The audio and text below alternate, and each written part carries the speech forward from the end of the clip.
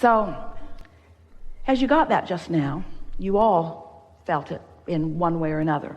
And it sort of gave you a sense of, here I am, the center of my universe, and I'm attracting from the environment around me these kinds of people: clear-minded, fun, inspired, creative, happy, expansive others. Ooh, doesn't that feel like a good crowd? Mm-hmm. Oh, there you are. So it feels interesting that here I am, a person, and I've attracted a person, a person, a person, a person, a person, and I got a good party going on. What we would like you to realize is that there's a potential party in everybody you know. So when you get there, then you attract it from that one and that one. In other words, you're not looking for a whole different group of people. You're not reaching into the universe and selectively sifting through people to bring different people to you. You are tuning yourself to the attraction of the best of all of them. And we want you to give yourself credit for who you've already assembled, because you haven't been making mistakes. Nothing's going wrong. You're in the process of molding this into place. And there is so much positive momentum in every single relationship you have that with a little tuning, you can tune it into something that will be really delightful for both of you, you see. But the key is, you got to stop asking them to make the changes. You got to make them. You got to find the emotional change in yourself. And some of them, they will come with you. They'll come with you. Some of them will bounce off and go somewhere else because it's just too big of a gap. But most of the people you know will come with you. Most will, because you've already vetted them. They came to you. You've been a positive attractor for a long time. Every one of you has been a positive attractor for a long time. You're just freaking out in the specifics of it. Do you see what we're getting at? Yeah. You're freaking out in the manifestational phases of it because you have a misunderstanding of how this works. So you've been attracting all of these wonderful people around you, and then you say, oh, these aren't the scenarios that I want. And then you get really specific about the stuff you don't want, and you put your umbrella up, and even though they're there, ready to deliver to you the love and the clarity that you want, because their inner beings are there with them, wanting to give you the part of them that you most want, you don't let it in because you are predisposed to who they are. Ooh, do you know how many opinions or attitudes you have about people around you that do not then let them give who they really are and what you really want from them to you? Because your perspective of who they are is already so cemented in terms of your vibrational practice that even though all of them wants to give you something different, you don't let that part in. You only let the parts in that you've practiced. People will rise or lower to your expectations 100% of the time. That's how powerful you are. Don't you love knowing that? So you say to your friend that you're mad at, you know, I've really turned you into a bitch.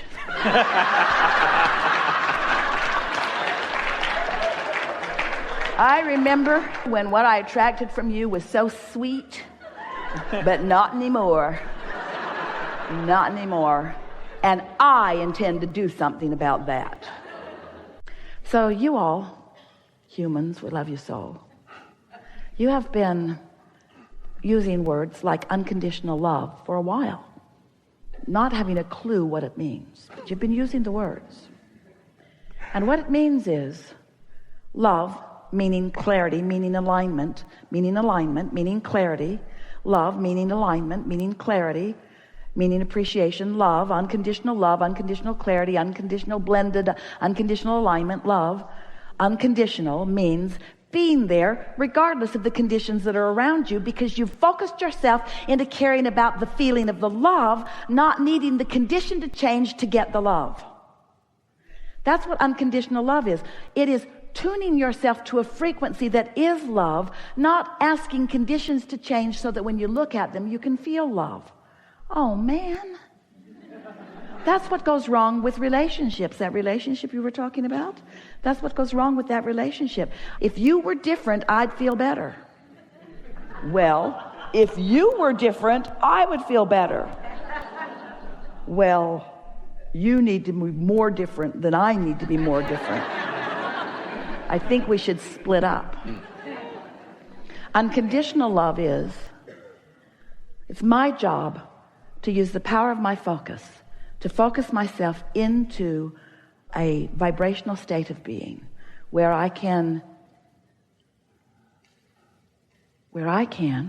now, you see, we're going further than we've ever gone before in a discussion ever.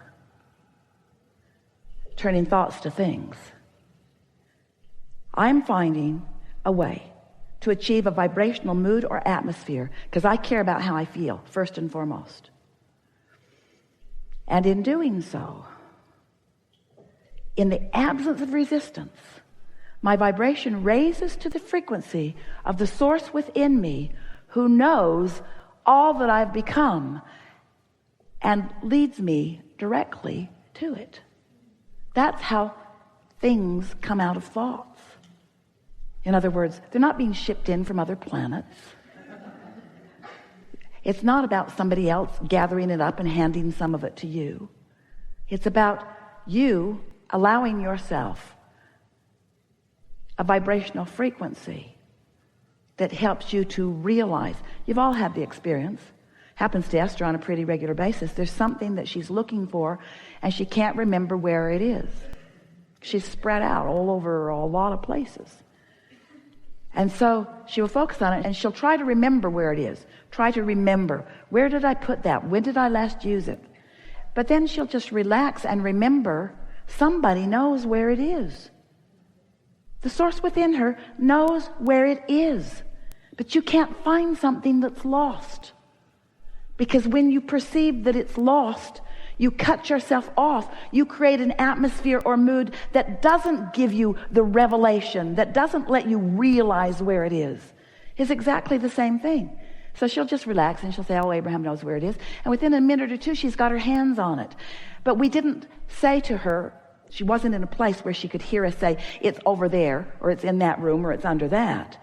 It's that, oh, I think I'll go in there for this other reason. And oh, I think I'll go over there for this other reason. She's always on her way to something else that was easy for us to lead her to, because it's not easy to lead her to what's lost. So that's why we love you so much. Your paths are so convoluted. You could be led directly to what you want, but you're so sure you can't have what you want that we have to take you around and around and around and around.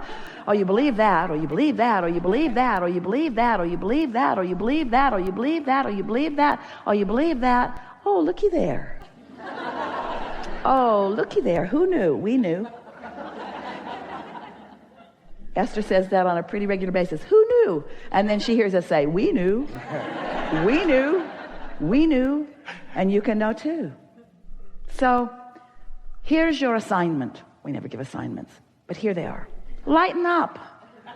Stop worrying about everything. Be nice to yourself. Esther started a process and it served her so well because she really felt something powerful when we began talking about unconditional love. So something would happen in business or with friends or with family or in her personal experience in some other way, some condition that wasn't the way she wanted it to be. So she wrote the condition on the top of the page. This condition sucks. And then she would ask herself the question, if this condition were resolved, or if it were not like it is, how would I feel? And she began writing a few words. Well, I would feel sure, and I would feel better, and I would feel clear. And then she began realizing that what we were saying to her is, while she does not have the power in this moment to change that condition, she does have the power to demonstrate in her own experience those emotions.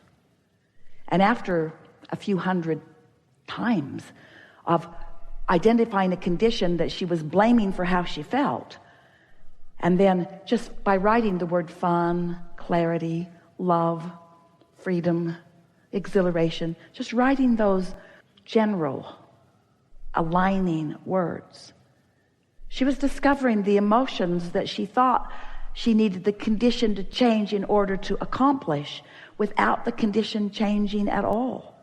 Unconditional alignment. That's freedom.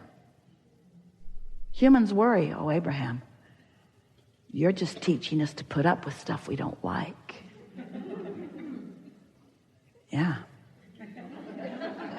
But not put up with it.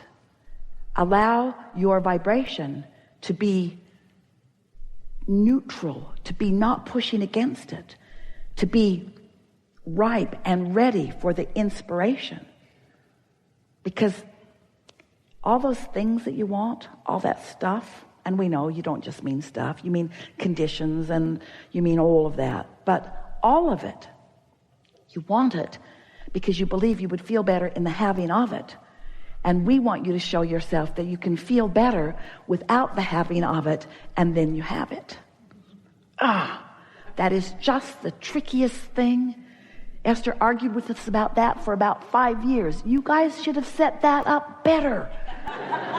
Are you saying to me that if I really want something, that my desire for something that I don't have is going to prevent me from it, and I have to just kind of chill out and not try so hard? And we say, yeah.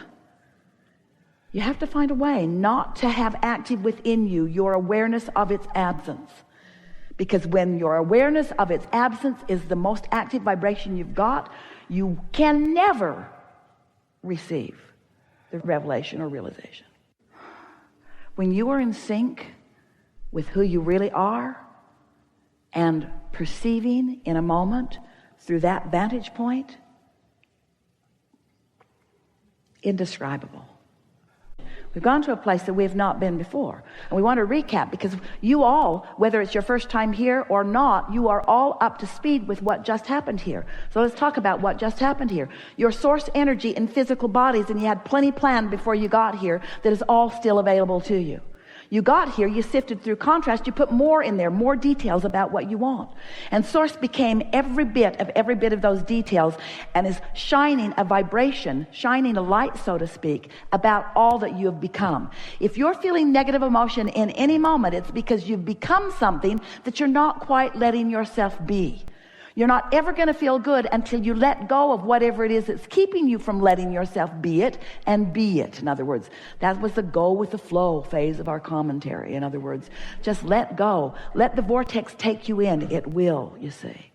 So now we're saying to you that there's so much that you are observing.